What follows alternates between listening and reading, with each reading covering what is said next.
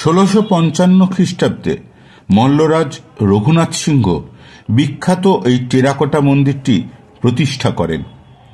অপূর্ব এই মন্দিরটিতে দুটি বাংলা চালের উপর একটি শিখর রয়েছে, তাই এর নাম জোর বাংলা। প্রকৃত নাম কৃষ্ণরায় মন্দির। কৃষ্ণরায় বিগ্রহের বর্তমানে বিষ্ণুপুর কৃষ্ণগঞ্জে রাধালালজিউ বিগ্রহের সাথেই পূজার্চনা চলছে।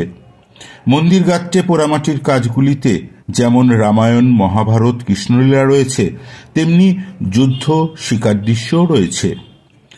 জোরবাংলা এবং শ্যামরায় দুটি সেরা টেরাকোটা মন্দিরই মল্লরাজ রঘুনাথ সিংহের আমলে তৈরি হওয়ায় এই সময়টাকে বিষ্ণুপুরের টেরাকোটা শিল্পের উৎকৃষ্ট লগ্ন বলা যেতে পারে।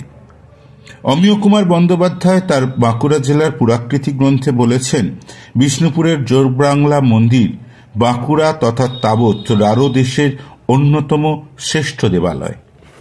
মল্ল রাজধানী বিষ্ণুপুরের উৎপত্তির ইতিহাস 1000 বছরের বেশি। বিষ্ণুপুরের রাজসিংহাসনে বসেছেন, রাজত্ব করেছেন, প্রজাপালন করেছেন, দেশ জয় করেছেন।